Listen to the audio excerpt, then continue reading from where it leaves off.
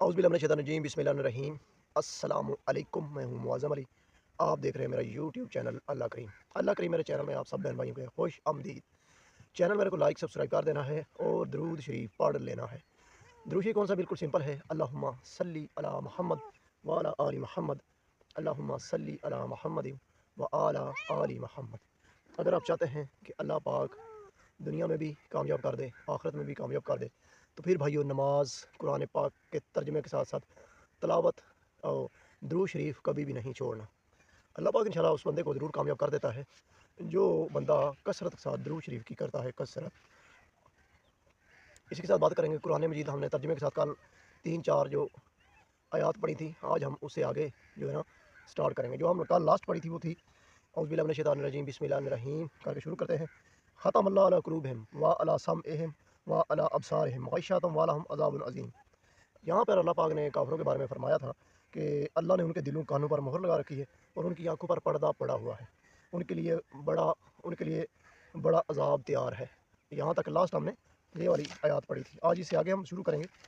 تو بھائیو ترجمے کے ساتھ قرآن مجید کی تلاوت، نماز کی پابندی، ترجمے کے ساتھ یہ چیز اگر ہماری زندگی میں آ گئی نا، اسی وقت اللہ پاک اس بندے کی لائف چینج کر دیتا ہے۔ جو کوشش کرتا ہے اللہ پاک پھر اسی بندے کو نوازتا ہے۔ تو اس سے نیکسٹ جو اللہ پاک نے فرمایا تھا وَمِنَ النَّاسِ مَن يَقُولُ آمَنَّا بِاللَّهِ وَبِالْيَوْمِ الْآخِرِ وَمَا هُم بِمُؤْمِنِينَ۔ اور بعض لوگ ایسے ہیں جو کہتے ہیں کہ ہم اللہ پر اور روز آخرت پر ایمان رکھتے ہیں، حالانکہ وہ ایمان نہیں رکھتے۔ اس سے اگلی آیت اس میں اللہ پاک نے یہ فرمایا، اور اس سے آگے جو اللہ پاک فرماتے ہیں یخادعون اللہ والذین آمنوا وما یخدعون الا انفسهم وما یشعرون۔ تو یہ اس سے اگلی ہے۔ اس میں اللہ پاک نے فرمایا ہے یہ اپنے پندار میں اللہ اور مومنوں کو چکمہ دیتے ہیں، یعنی کہ یہ اپنی طرف سے یہ کوشش کرتے ہیں کہ ہم اللہ اور مومنوں کو چکمہ دے رہے ہیں، چکمہ دیتے ہیں، مگر حقیقت میں یہ اپنے سوا کسی کو چکمہ نہیں دیتے، اس سے بے خبر ہے۔ تو یہ اگلی اس سے میں اللہ پاک نے یہ فرمایا۔ اس سے اگلے اللہ پاک فرماتا ہے فی قلوبہم مرض فزادہم اللہ مرضا ولہم عذاب علیم بما کانوا یکذبون۔ ٹھیک ہے بہن بھائی، اس سے اگلی میں اللہ پاک فرماتا ہے ان کے دلوں میں کفر کا مرض تھا۔ تو یہ کن کے بارے میں اللہ پاک فرما رہا ہے؟ یہاں تک سمجھ آ گئی؟ کفر یعنی کہ کافر تھے وہ، ان کے دلوں میں کفر کا مرض تھا۔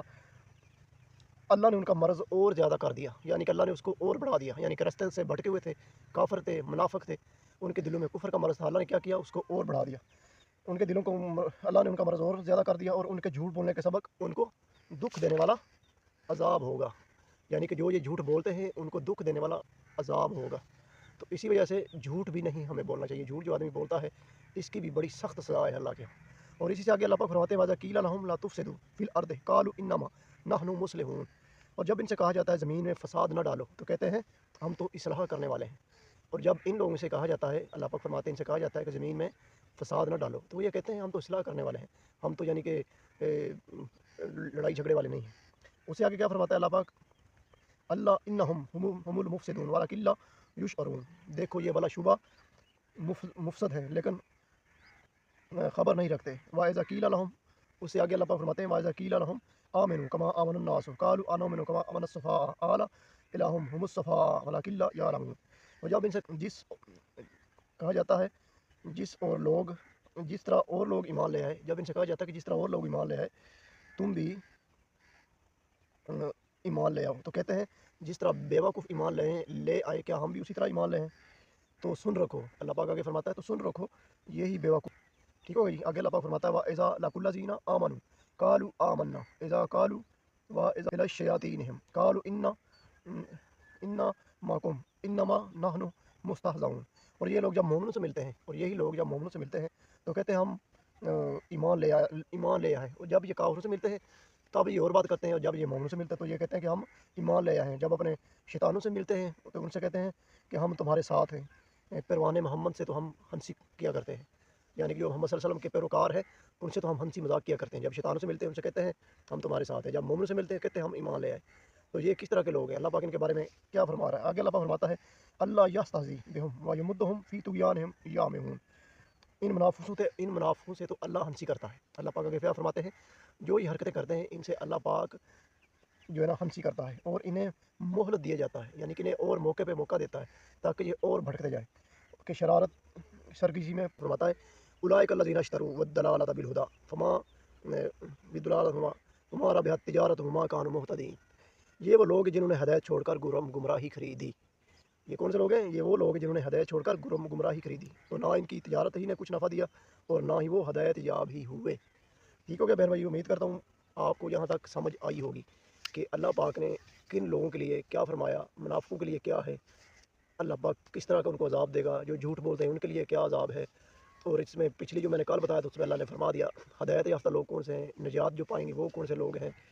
تو اسی وجہ سے بھائیو، جب ہم قرآن پاک کو تلاوت جب کریں، سمجھ کر جب کرنا شروع کریں گے، مخلص ہو کے کریں گے، تھوڑا کریں لیکن ترجمے کے ساتھ کریں، ہمیں پتہ تو چلے نا کہ آخر اللہ پاک نے کیا فرمایا ہے، رستہ سیدھا کون سا ہے، غلط رستہ کون سا ہے، کافروں کے لیے اللہ نے کیا فرمایا ہے، اور کافر کا اس طرح کے لوگ تھے، اس میں آپ سمجھ آ گئی نا۔ اور جو منافق لوگ ان کا بھی یہاں پہ ذکر اللہ نے کیا، یعنی کہ میرے منہ پہ میرے اور تیرے منہ پہ تیرے۔ تو اس طرح کے جو ہے نا منافقانہ رویہ ہوتا ہے، یہ بھی نہیں کرنا چاہیے۔ آج کل تو یہ عام روٹین ہے، نعوذ باللہ استغفر اللہ، ایسا جو ہے نا اس قرآن مجید کی روشنی کے عمل ہوتے ہیں، تیرے منہ پہ تیری بات کریں گے، میرے منہ پہ میری بات کریں گے، تو ان کا ٹھکانہ اللہ نے کون سا بتایا؟ جہنم۔ تو جب یہ ہم سمجھیں گے، سمجھ کر پڑھیں گے، قرآن پاک کی تلاوت کریں گے تو سمجھ تو پھر ہی آئے گی نا۔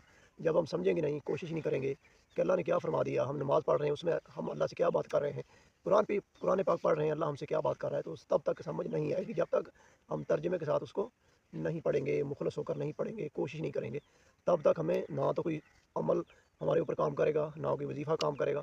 تو یہ کوشش اچھی ہوگی تو اللہ پاک پھر اسی بندے کو اسی حساب سے نوازتا ہے۔ تو کوشش کے بارے میں بھی اللہ نے قرآن مجید میں فرمایا ہے کہ میں عن قریب تمہاری کوشش محنت دیکھوں گا، پھر اسی حساب سے تم کو نوازا جائے گا۔ اور دوسری جگہ میں اللہ نے فرمایا ہے کہ میں اس قوم کی تب تک حالت نہیں بدلتا جب تک وہ خود اپنی حالت نہ بدلے۔ تو بھائیو، یہ چیزیں ہمیں غور کرنے کی ضرورت ہے، محنت کرنے کی ضرورت ہے، کوشش کرنے کی ضرورت ہے۔ اللہ پاک ہمارے بندوں کو ضرور کامیاب کرتا ہے، ضرور اللہ پاک انہی کی تقدیر بدلتا ہے جو لگے رہتے ہیں، کوشش کرتے رہتے ہیں، کیونکہ کوشش کرنے والے کی کبھی ہار نہیں ہوتی۔ اسی کے ساتھ اللہم صلی علی محمد وعلی آل محمد، اللہم صلی علی محمد وعلی آل محمد۔ مجھے دیجیے اجازت، اللہ حافظ۔